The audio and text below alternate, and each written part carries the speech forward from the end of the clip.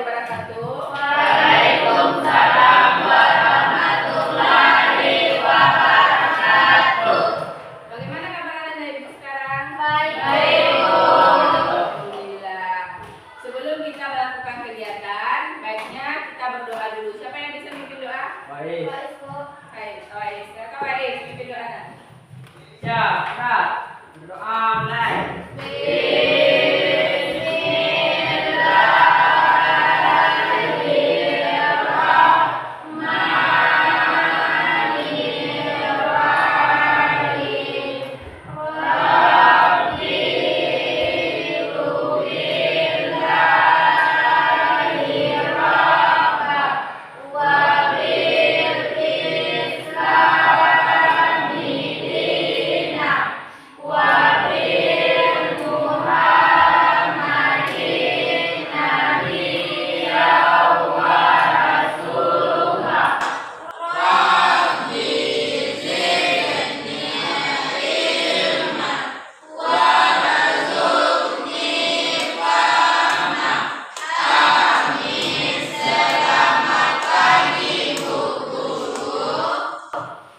Selamat pagi anak-anak semua.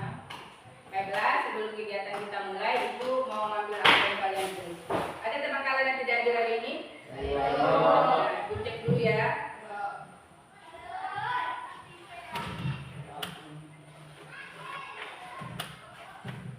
Abdul Rahman, Aldo, Al-Fajra, Dika Rahmayanto, Badri Rahman, Dika Abdullah, Idris Afandi, Iza Nur Sakila, Iza Tunasya, Muhammad Yusuf, Oben,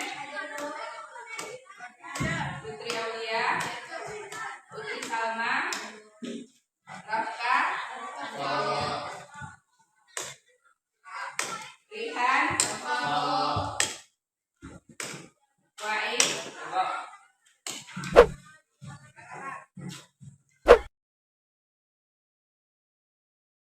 sebelumnya Ibu akan menyampaikan dulu tujuan kalian berkumpulkan di sini. Ibu adalah untuk memberikan layanan vertikal, yaitu tentang cara belajar yang efektif dan efisien. Di sini nanti tujuannya untuk Ananda Ibu semua adalah agar nanti Ananda bisa mengetahui apa itu cara belajar yang efektif dan efisien, apa saja kesalahan Ananda dalam belajar selama ini, dan apa nanti cara belajar yang efisien yang bisa Ananda ambil dari kegiatan ini. Berarti aplikasinya nanti ada untuk kegiatan Ananda dalam proses LBM. Untuk kegiatan kita hari ini, sebelum kita kegiatan, bagaimana kalau kita untuk melatih fokus kita bermain dulu, Nana. Ya, sekarang kalian berdiri dulu, berdiri tempat duduk masing-masing.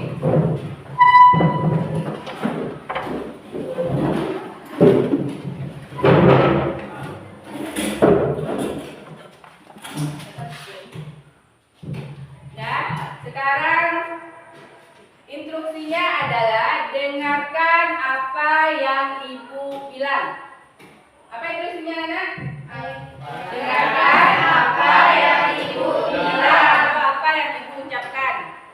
Nah, sekarang coba kalian luruskan tangan kalian. Ya, ke samping, ke atas, lurus, samping, atas. Instruksinya apa? Dengarkan apa yang Ibu bilang. Bukan gerakan Ibu, tapi dengarkan apa yang Ibu bilang. Nah, boleh lagi. Sekarang tangan kali ke atas. Putar, stop. Putar, stop. Putar, stop. Stop. Putar,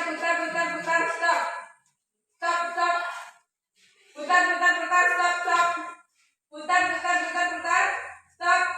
Nah, berarti sudah konsentrasi semuanya ya. Nah, sebelum Ibu mulai, sekarang coba kali Ananda perhatikan dulu video yang mau Ibu putar ini. Dan nanti secara berkelompok Ananda akan berdiskusi tentang apa yang Ibu tampilkan ini.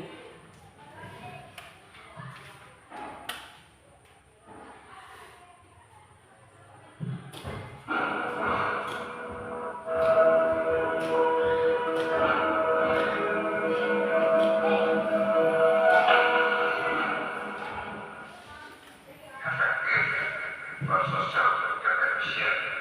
Ya, artinya apa sih kita harus coba efektif dan efisien. Jadi pertama-tama dalam belajar fokus dulu pada hal-hal yang sifatnya efektif. Target kita harus menjadi efektif dulu. Artinya apa? Belajar itu misalnya aku mau mengerti suatu materi ketika saat sedang tes dan ketika saat sedang belajar, ketika saat sedang tes, artinya menjawab dengan benar dan menjawab secepat-cepatnya terjadi efisien. Lo harus menjawab dengan benar dan efisien juga saat tes, tapi saat belajar lo nggak harus mengambil efisien setiap saat. Kenapa? Karena targetnya kalau ini memang target supaya benar aja dan waktunya cukup dan saat belajar selain benar-benar ada ini semakin beda ya menjadi soal belajar lo diharapkan mengerti saat setiap soal hal yang beda ya menjadi soal belajar lo diharapkan mengerti saat setiap soal pokoknya gimana caranya belajar dengan soal dengan cara yang efektif. Target pertama itu adalah menjawab dengan benar dan apa yang itu penting. Kebanyakan orang yang soal banyak yang di soal tidak sudah pakai ketika soal yang seleweng mikir ketika seleweng mikir iya bingung mesti diapain lagi. Yang soalnya agak beda, nggak tahu jadi jangan sampai begitu. Terus kemudian ulang-ulang terus sampai benar-benar diulang-ulang sampai mengerti target nanti kita otomatis mulai berpikir jangan dari sini belum pikirin pikirlah lebih efisien gitu.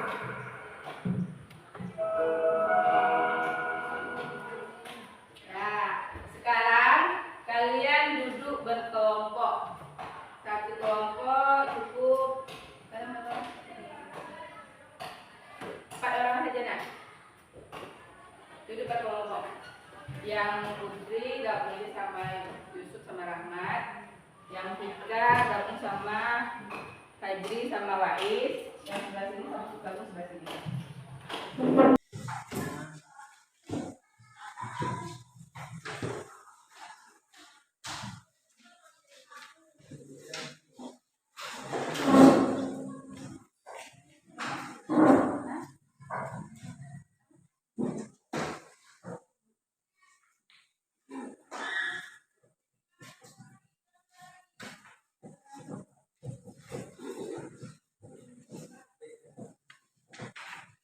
Dan sekarang Ibu kasih kalian waktu untuk diskusi selama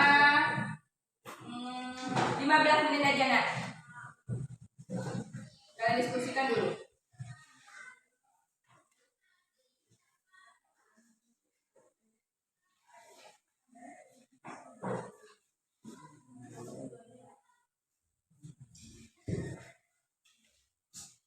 Berarti nama kelompoknya 1, 2, 3.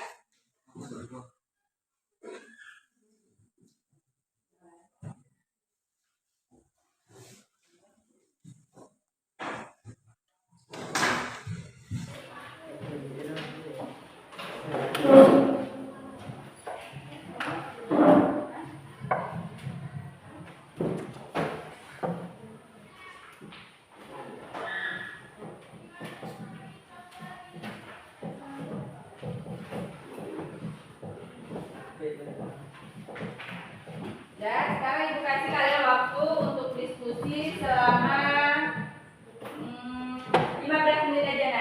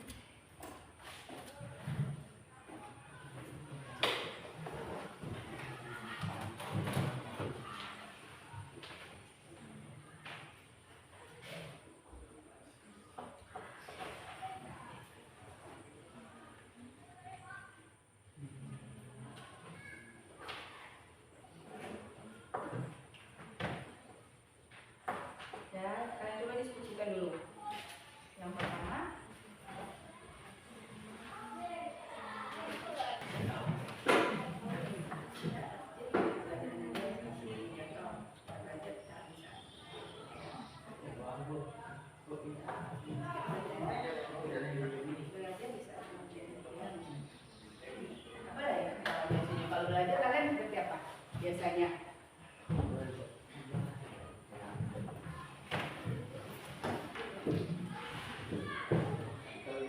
Kita diskusikan apa saja.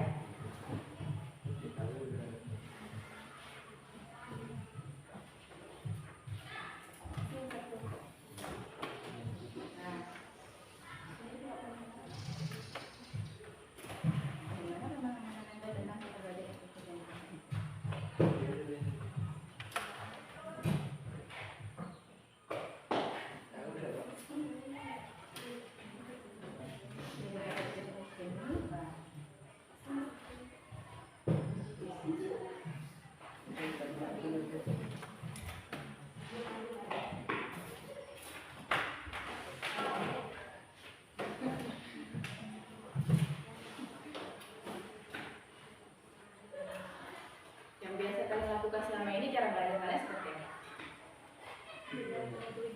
Nah, benar itu apa salah? Belajar mau ujian saja benar apa salah itu? Salah kan? Nah, apa lagi? Itu kan kalian menyadari apa saja cara belajar kalian yang salah selama ini kalian lakukan.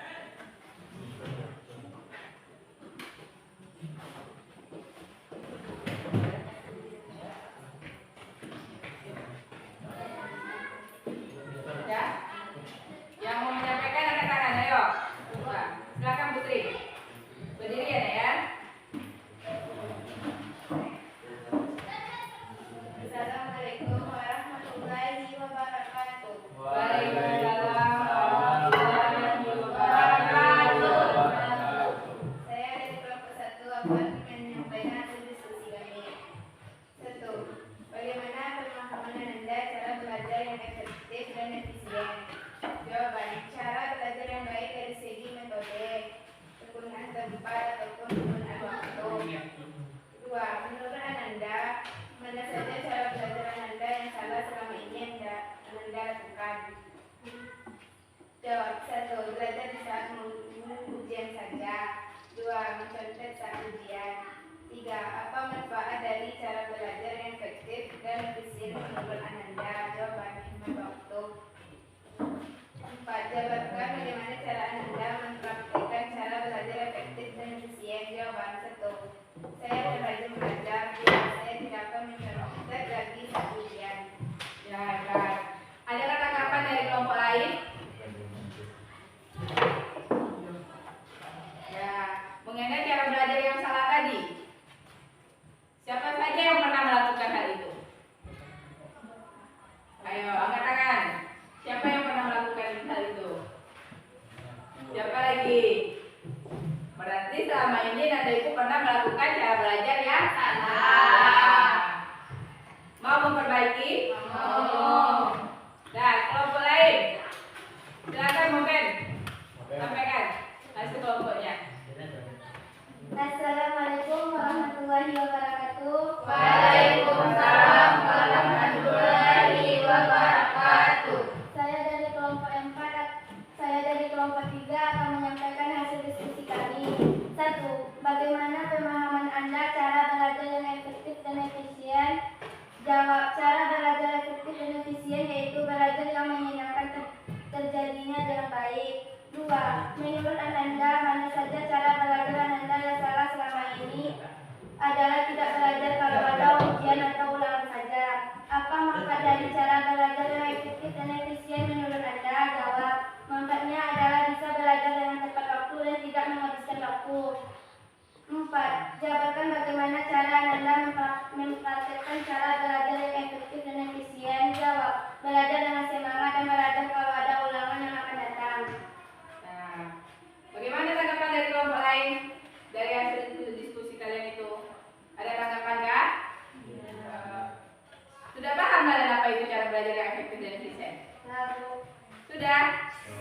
Menurut kalian sudah benar belum apa yang kalian buat itu?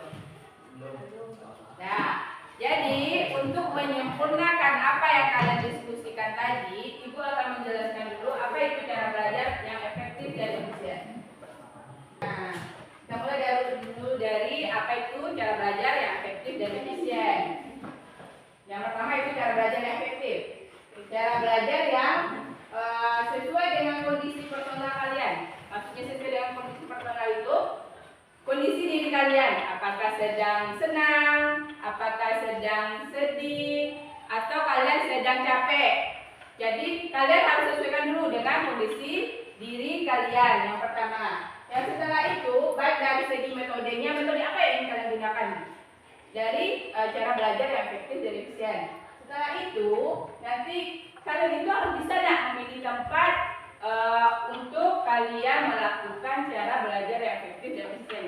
Kira-kira menurut kalian tempat yang bisa kalian belajar secara efektif dan efisien seperti apa? Nanti kita bahas. Selanjutnya, nih 7 kebiasaan cara belajar kalian yang salah selama ini. Belajar tidak rutin, umumnya juga belajar pada ulangan saja. Ada yang seperti itu? Nah, setelah itu belajar diforsir atau belajar yang berlebihan. Pak, menandai ibu tentang belajar yang diforsir? Contoh, besok kalian mau ujian, kalian belajar malam ini, kalian belajar dari jam 8 malam sampai jam 1 malam. Besoknya kira-kira bisa tidak kalian ujian? Akhirnya apa? Ngantuk kan? Akhirnya maksimal nggak hasil ujian kalian? Tidak. Berarti cara belajar itu salah atau benar? Salah. Kemudian belajar sambil tiduran. Menurut kalian itu benar atau salah? Salah. Kenapa salah ya? Bisa ketiduran. Apalagi tidak fokus, tidak benar Wais. Kalau menurut Mopen apa? Kalau menurut kalian kira-kira kalau kita belajar sambil tiduran, kena tak mata kita? Ya. Hah? Cepat lagi ya. Habis itu kalau kalian lama-lama belajar sambil tiduran, mata kalian akan rusak. Jadi itu juga berpengaruh kepada mata kita. Selanjutnya, belajar di depan TV. Ada yang kayak gitu? Ada. Kalian nonton sinetron misalnya sambil belajar. Kira-kira itu efektif atau tidak? Tidak kan? Jadi pikiran kalian itu terbagi antara sinetron sama belajar. Yang biasanya kalian lebih fokus ke sinetronnya kan daripada belajarnya. Kemudian selanjutnya belajar sambil main ponsel. Ada yang kayak gitu? Sebenarnya kalian itu belajar harusnya belajar pakai ponsel, bukan belajar sambil main ponsel. Banyak media pembelajaran yang bisa kalian ambil dari ponsel kalian itu. Ponsel itu bukan digunakan saja untuk apa nak? Siapa yang menggunakan sosial media di sini? Instagram, TikTok. Nah, kalian kan lebih cepatnya ke sana kan? Daripada belajar. Padahal ada media di sana yang bisa kalian peroleh untuk belajar. Selanjutnya, suka menunda tugas. Ada di sini yang seperti itu. Jadi misalnya kalian diberi tugas hari ini sama guru bidang studi kalian. Jadi dikumpulnya minggu besok misalnya kan. Nah, kalian nanti besok lah bu, besok kan dikerjakan, belum kumpulkan lagi besok lah. Pasti ditunda-tunda terus sampai datang hari hanya, akhirnya kerjaan tugas-tugas kalian selesai ya. Kalau kalian belajar di sahabat hati, pasti tidak fokus juga kan? Iya. Itu makanya. Jadi otak dan pikiran kita itu berpengaruh saat kita menerima pelajaran. Nah, sebelum kalian mau belajar itu agar pembelajaran kalian itu efektif dan efisien, kalian itu harus merencanakan dulu jadwalnya. Contohnya yang pertama ini, berikan waktu yang cukup untuk tidur, makan, dan kegiatan hiburan. Kalian jangan sangka misalnya ibu menyuruh kalian belajar, belajar bukan berarti setiap hari kalian belajar terus, setiap jam kalian belajar terus. Tapi kalian juga ada waktunya untuk hiburan dan juga ada waktunya nanti untuk makan. Kenapa? Otak kita ini kalau kita isi dengan serius terus kan, pasti nantinya stres. Nah, Jadi kita itu juga harus butuh hiburan.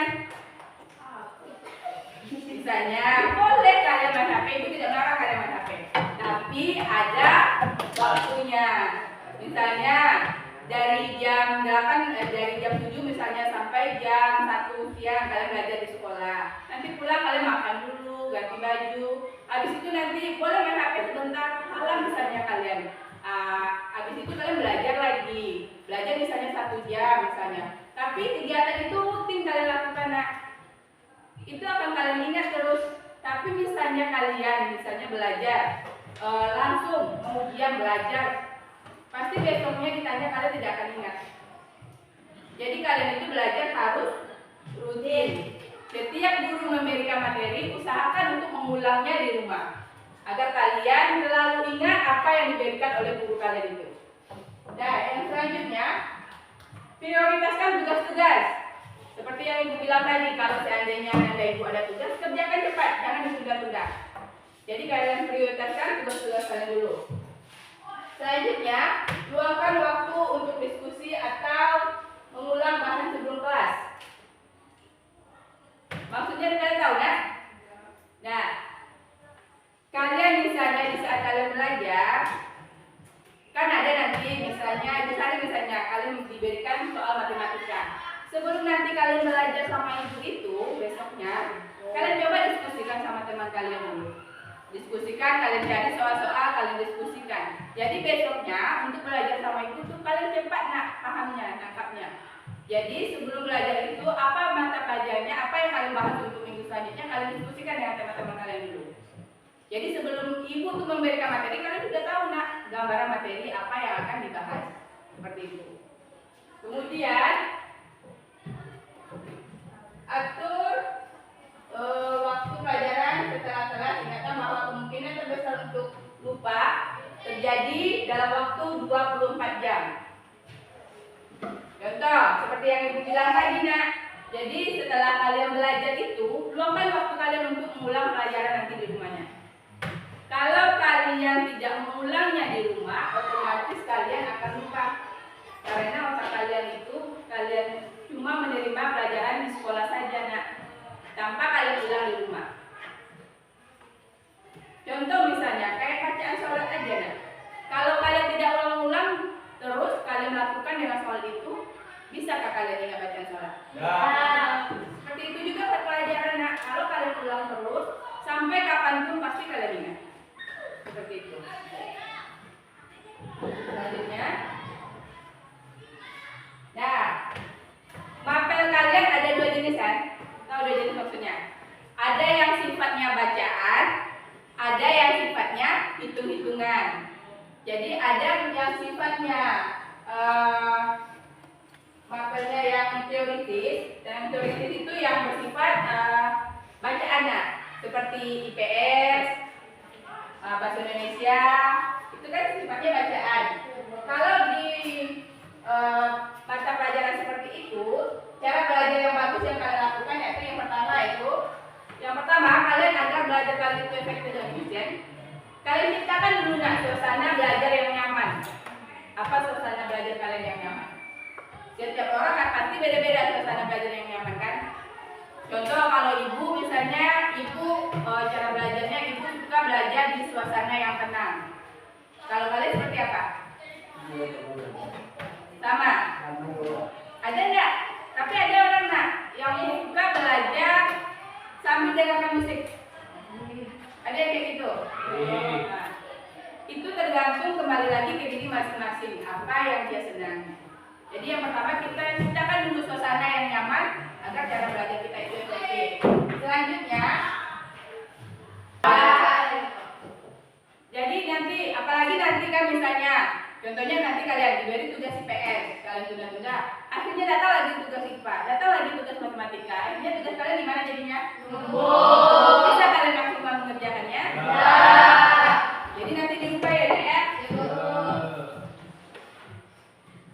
Kemudian dalam belajar, otak dan fisik kita itu berpengaruh sekali. Kenapa ibu bilang otak dan fisik kita berpengaruh? Kalau kita seperti yang ibu bilang tadi, kalau kita belajar di saat lelah, apakah bisa kita fokus dalam belajar, Ya, jadi otak dan pikiran kita itu berpengaruh untuk menerima pelajaran dari guru bidang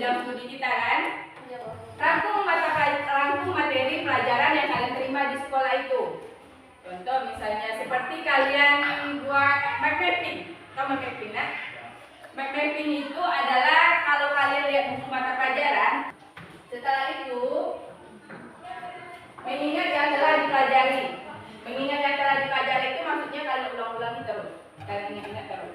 Sampai akhirnya kalian tidak bisa lupa dengan apa yang dipelajari itu. Kemudian belajar itu rutin tapi jangan terlalu lama. Seperti yang aku bilang tadi, belajar itu jangan diforsir. Yang penting rutin dan tidak terlalu lama. Kemudian apa ya bedanya kalau kita belajar yang sifatnya hitung-hitungan? Nah, kalau yang sifatnya hitung-hitungan, kalian itu belajarnya bukan menghafal, lebih ke memahami soal-soal yang diberikan oleh guru kalian. Kemudian banyak praktik. Kalau untuk hitung-hitungan berarti kalian harus banyak praktik soal-soal. Dari soal, pelajari bersama-sama, praktekkan. Setelah itu, belajar secara berkelompok. Seperti yang aku bilang tadi. Kalian lakukan belajar secara berkelompok. Paham apa yang disampaikan tadi? Paham. Baiklah, dari yang tadi, yang telah disampaikan tadi, kira-kira apa yang kesimpulan yang bisa kalian ambil? Siapa yang bisa menyimpulkan dari kegiatan kita tadi? Ayo, siapa yang bisa? Yang bisa angkat tangan. Ya, silakan Mabes. Kesimpulannya adalah belajar efektif dan efisien adalah proses belajar yang menyenangkan, terjadwal dengan baik, tidak menghabiskan banyak waktu, tetapi bisa mendapatkan hasil yang maksimal, Bu. Ya, benar sekali. Tepuk tangan untuk Mabes. Siapa lagi yang bisa menyimpulkan dari hasil yang tadi? Putri bisa? Ya, silakan Putri.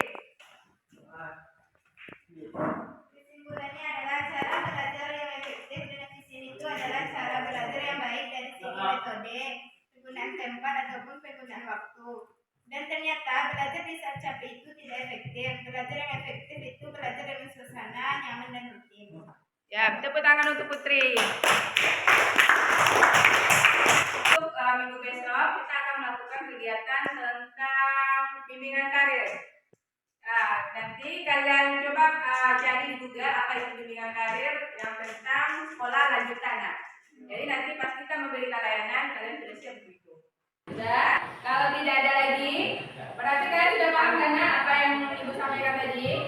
Sudah? Ada yang mau bertanya? Atau ada yang mau menyampaikan pendapatnya? Tidak? Nah, kalau tidak, sekarang Ibu minta kalian untuk mengisi evaluasi berdasarkan hasil kegiatan kita yang sudah kita lakukan.